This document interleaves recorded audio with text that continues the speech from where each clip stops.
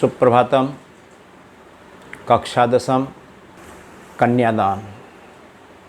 इसके कवि ऋतुराज जी हैं।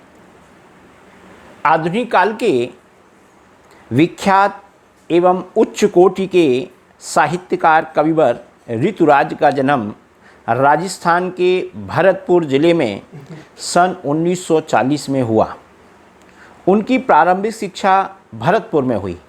उन्होंने राजस्थान विश्वविद्यालय जयपुर से अंग्रेजी में एमए की उपाधि प्राप्त की। उन्होंने 40 वर्ष तक अंग्रेजी साहित्य का अध्यापन कार्य किया। उन्हें सोमदत्त परमिल पुरस्कार, मीरा पुरस्कार, पहल सम्मान तथा बिहार पुरस्कार से सम्मानित किया गया। उनकी प्रमुख रचनाएं ऋतुराज के अब तक 8 कविता संग्रह प्रकाशित हो चुके हैं, जिनमें से उनकी प्रमुख रचनाएं निम्नलिखित हैं। पुल का पानी, एक मरण धर्मा और अन्य, सूरत निरत, लाल मुखारविंद, ये उनकी प्रमुख रचनाएं हैं। कन्यादान पाठ में लेखक ने जो वर्णन किया है वह है कि माँ बेटी को परंपरागत आदर्शों अर्थात आदर्श रूप से हटकर के सीख दे रही है। कवि ने माँ बेटी के संबंधों की घनिष्ठता दर्शाते हुए नए सामाजिक मूल्यों की परिभाषा देने का प्रयत्न किया है। यहाँ कवि ने पहले छंद में जो वर्णन किया है वो मैं आपको बता रहा हूँ।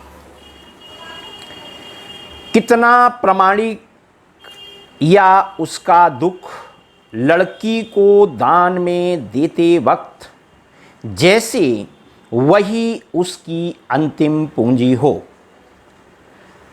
दान यानी देना, वक्त समय, पूंजी संचित धन और अंतिम माने होता है आखिरी।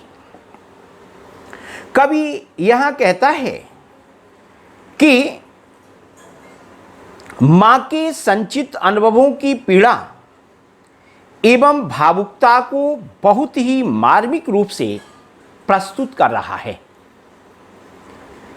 कवि ने यहां मां की मानसिक स्थिति को व्यक्त करते हुए कहा है कि कन्यादान करते समय लड़की की मां का दुख अत्यंत करुणा भरी वह स्वाभाविक था। कितना प्रामाणिक था उसका दुख लड़की को दान में देते वक्त जैसे वही उसकी अंतिम पूंजी हो। कन्यादान के समय मां का दुख देख करके ऐसा महसूस हो रहा था जैसे उसकी वह पुत्री पूरे जीवन का संचित और आखिरी धन है। उसको आज वह दूसरों के हाथों में सौंपने के लिए जा रही है। पुत्री अपनी मां के सबसे नजदीकी एवं सुख दुख में साथ देने वाली होती है, इसलिए पुत्री को अंतिम संचित धन कहा गया है। यहां शिल्प सौंदर्य में दान में देते वक्त में अनुप्रास अलंकार का प्रयोग किया गया है। कड़ु रस का सुंदर प्रयोग है। यहां लाक्षणिक अर्थात लक्षणा शब्द शक्ति का प्रयोग किया गया है। भाषा सरल, सहज और भावानुकूल है। लड़की अभी सयानी नहीं थी, अभी इतनी भोली सरल थी कि उसे सुख का आभास तो होता था, लेकिन दुख बाँचना नहीं आता था। पाठिका थी वह धुंधले प्रकाश की, कुछ तुकों और कुछ लयबद्ध पंक्तियों की। सयानी कहते हैं समझदार को। आभास माने होता है एहसास। भोली माने सीधी सादी, वाचना पढ़ना, पाठिका माने पढ़ने वाली, धुंधले माने कम रोशनी वाली। यहाँ जो कवि वर्णन करते हुए कहता है कि उसकी बेटी अभी सयानी हो गई है, सयानी नहीं हुई है, वह भोली भाली है, वह समझदार नहीं है, वह अभी कि उसे सुख का आभास तो होता था, वह सुख का अनुभव तो कर सकती है, पर दुख को समझना उसे नहीं आता है। पाठिका थी वह धुंधले प्रकाश की, ऐसा लगता है कि जैसे वह बालिका धुंधले प्रकाश में जीवन रूपी कविता की कुछ तुकों और कुछ लयबद्ध पंक्तियों की, अर्थात कुछ लयबद्ध पंक्तियों को पढ़ने का प्रयत्न कर रही थी। कहने का तात्पर्य है, भाव पूरा यह है कि जीवन के सामान्य ज्ञान को माँ अपने अनुभवों के आधार पर अपनी बेटी को दे रही है। वह अपनी बेटी से भावनात्मक रूप से जुड़ी हुई है। उसकी बेटी भोली है, माँ उसे जीवन की सच्चाई से अवगत कराना चाहती है। वह उसे धुंधले प्रकाश में जीवन की सच्चाई पहचानने के लिए कहती है।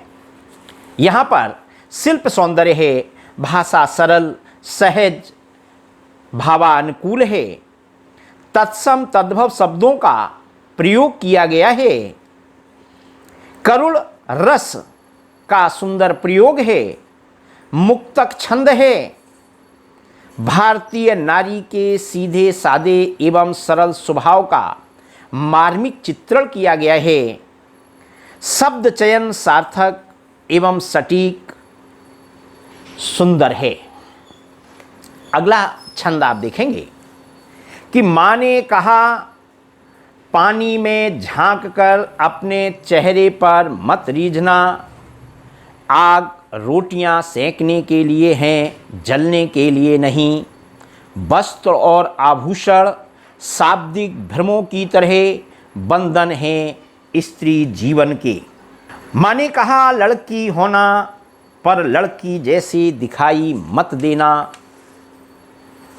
यहाँ कवि वर्णन करते हुए कहता है, रीझना कहते हैं आकर्षित होना, आभूषण माने गहने, भ्रमों अर्थात धोखों में मत पड़ना, सेकना कहते हैं पकाने को।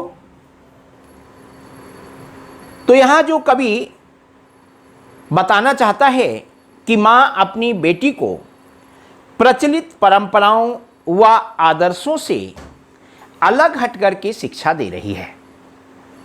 कहती है कि माँ ने कहा, पानी में झांककर अपने चेहरे पर मत रीझना। कन्यादान के समय माँ बेटी को शिक्षा देते हुए कहती है कि तुम पानी में झांक करके अपने चेहरे की सुंदरता को निहारते न रहना। आग रोटियां सेंकने के लिए हैं, जलने के लिए नहीं। आग रोटियां सेंकने के लिए होती हैं, स्वयं जलने के लिए नहीं होती हैं। वस्त्र और आभूषण शाब्दिक भ्रमों की तरह वंदन हैं स्त्री जीवन के, और वस्त्र और आभूषण केवल स्त्री को भ्रम में रखते हैं, अर्थात जीवन में स्त्री के बंधन है। माँ ने कहा, लड़की होना पर लड़की जैसी दिखाई मत देना। अंत में माँ यह समझाती है कि तुम लड़की होना पर उसके जैसी दिखाई मत देना, अर्थात डरपोक और दब्बू मत बनना, साहसी एवं निडर बनना। कहने का भाव यह है कि जो परंपराओं के विपरीत माँ बेटी को शिक्षा देती है कि तुम स्वयं को साहसी बनाना, हिम्मत हार कर वह आत्महत्या न करे, अपितु निडर होकर के कठिनाइयों का सामना करे। अन्य लड़कियों की तरह वस्त्र आभूषणों के भ्रम में ही जीवित न रहे, समाज में अपनी पहचान बनाए। शिल्प सौंदर्य, भाषा सरल, सहज और भावानुकूल है।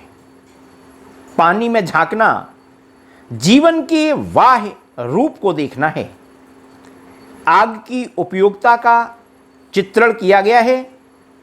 शब्द चयन सार्थक और सटीक है। तत्सम तद्भव शब्दावली का प्रयोग किया गया है। वस्त्र और आभूषण शाब्दिक भ्रमों की तरह में उपमा अलंकार का अनूठा प्रयोग किया गया है। प्रतीकात्मक एवं भावात्मक शैली का प्रयोग किया गया है।